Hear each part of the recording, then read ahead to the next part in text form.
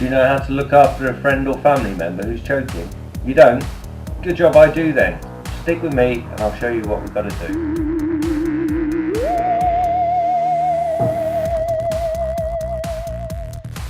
There you go. He's choking, yeah? Okay then.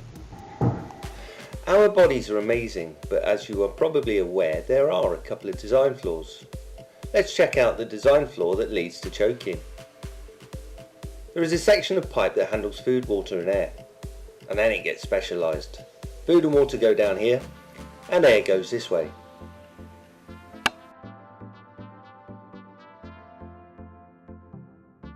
Right lads and lasses, so we're going to talk about choking today. Choking kills people, but it is really easy to treat. Right, so you've probably had it where you're drinking some water or something and it's gone down the wrong way. Yeah? Your brain is always in sort of self-defense mode. So when water goes down the wrong way, let's get this bad boy in here. So on the previous bit, that's where we found that the air goes. Yeah. Now, if anything other than air goes down there, your brain says, get it out. Yeah. How does it get it out? Well, it makes you cough, doesn't it? You've probably had that with a biscuit as well. Probably not very nice. Sorry, biscuit is slightly different in America, I'm well aware. You might want to insert the word cookie there. Okay, good, right. So, a bit of biscuit goes down the wrong way, and your brain once again goes into self-defense mode. It says, get it out, and you do, don't you? And it's a bit scratchy, probably tears and snot and all that good stuff coming out. You have to have a couple of drinks of water to get rid of it. Yeah. Now, our problem with stuff going down the wrong way, if it's something bigger than a bit of biscuit, so it could be Lego, Play-Doh, those kind of things, or even food types. But yeah, mainly with kids it could be anything, couldn't it? So anything going down the wrong way, your brain says get it out. Now, just humour me for a second. This is me breaking over the fourth wall, through the fourth wall again, but humour me. What I'd like you to do is have the biggest, hackingest, lump-shiftingest cough that you can muster, okay? And I'd like you all to do that. So I'll give you a countdown on 3. The bigger, the louder, the better. Probably going to freak people around you if you're watching this on the tube or something, but do it anyway. Sod 'em. Ready? So 1, 2, 3. Okay, right. Some of you need to get checked out. That's okay. Right. So how did you get the cough started? What did you have to do? That's right. You had to breathe in. So something going down the wrong way. You breathe in. Where's it going to go? It's going to go down further. This isn't very good. So we've got some action plans to put in place, things we need to do. Right, so I need to hit something. Well, not actually hit something, but I need a talented assistant, you know, like the magicians have. I'll just go get him. Hold on, please. Right. Just want to introduce you to my friend Charlie. He's one of my less talkative friends. He's a choking simulation doll. He's got a bladder of air there, which is connected by a tube into his mouth in there. We choke him, poor lad, with this cotton ball. I don't know if, can you see it there? Ooh, cotton ball. Okay, it just goes in his mouth like that. Okay. First aid we try and keep, it's simple. I particularly, when I'm teaching, I use the KISS method, so keep it simple, silly.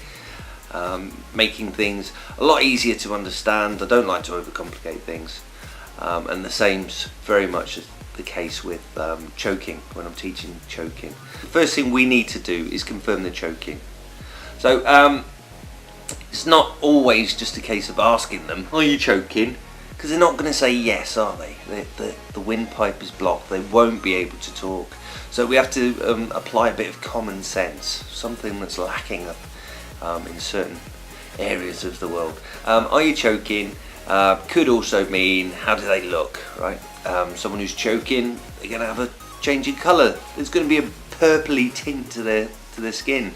Their eyes, they're going to be bulging out and stalk, like that. It could be quite panicky, quite agitated, scared.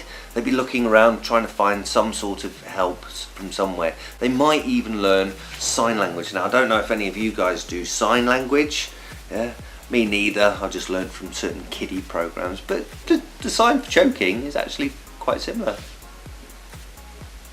All those would be good clues that somebody's choking. The next thing is encourage them to cough. Yes, I know it was a cough that got them in the problem in the first place. Yeah, But if they keep trying to cough, what they might do with whatever's blocking their windpipe is move it around. They might be able to get some air down behind it, and once they've got some air down behind it, they can actually cough it up themselves. Blah. Very nice, I know, but yeah, they might be able to do that. If that doesn't work, then we're going to have to get a little bit physical with our casualty. What we're then going to do is give them up to 5 back blows. Okay, you can call it anything, hits on the backs, whatever you want, but it's up to 5 back blows. That's what I teach. I think we need to actually get on to a more secure thing. He's just sat on the sofa with me at the moment, so we'll have a little switch around the cameras, and then you can watch me walloping him as I do. Are you choking? Can you cough? I'm now going to administer up to 5 back blows, and what we need to do is we need to find that top, a hitting area here. I need to place my non-dominant hand round in front of the casualty like this, okay, and I'm going to hit them or administer the back blows in between the shoulder blades up to 5 times.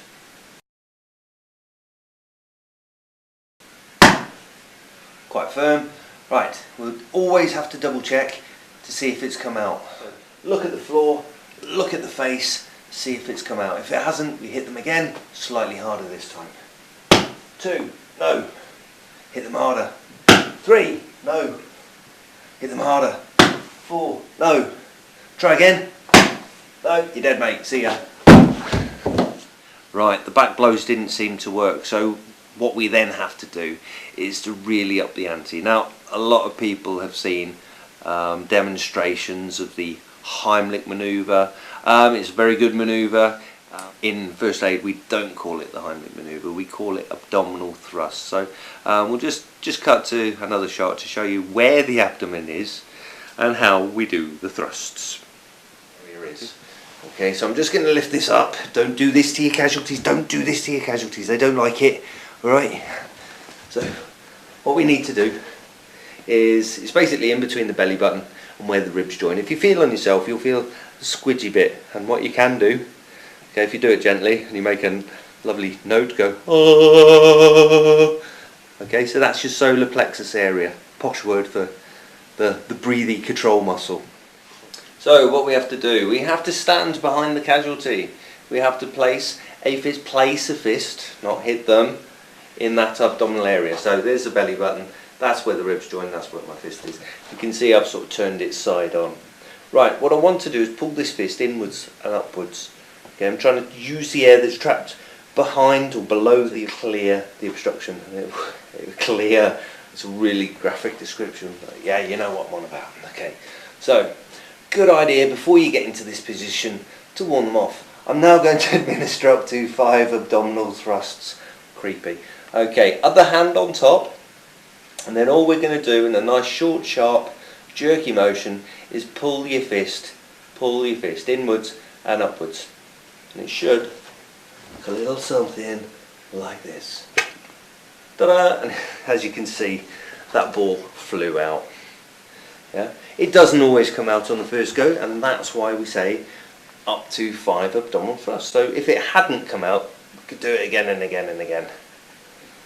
Okay, super. So what happens if we're smaller than the casualty, or we can't even get our arms around them? Is there another method? Oh, thanks mate. Yes, we can actually do the same manoeuvre just from the front. That was my 12-year-old son, who's a lot dinkier than Charlie is. You could also use a wall as another firm base. You don't have to call me up every time someone's choking. Another tip.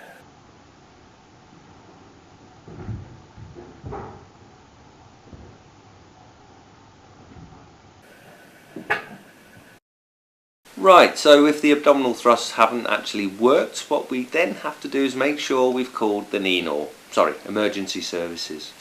Yeah, we have to get them rushing to the scene as quickly as possible, because you have to think this person hasn't had any air for quite some time now. Yeah, they're going to be getting quite weak and wobbly. Maybe their knees are starting to buckle in or something.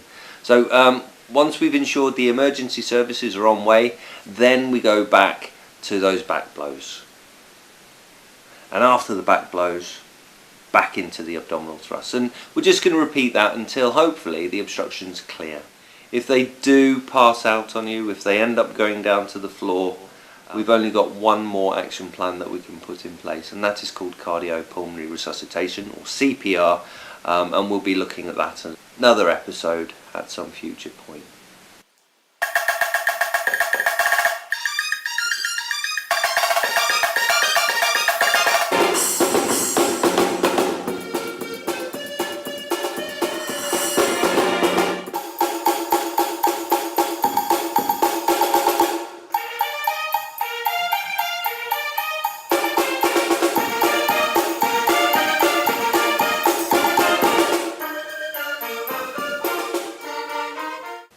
Right, lads and lasses, it's the following day. You can probably tell by my voice that it's a little bit croaky. I have added some extra bits into the actual footage.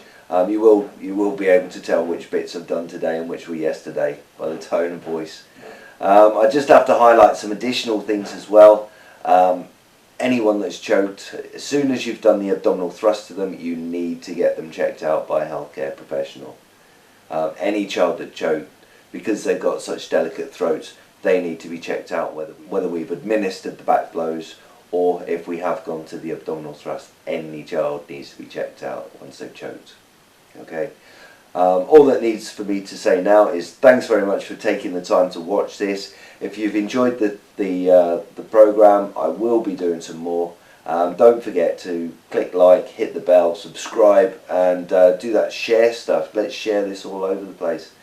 Choking is a big killer, and the more people that know about it, the better. Thank you. Catch you next time. With me, let's have a go at choking. No, not that. Silly. I look like a cheap ventriloquist, don't I? That's just so crap. People need the bounce back. Imagine people's. Okay. So the first thing we have to do is ask them if they're choking. That's a bit weird though. Alright mate, you choking?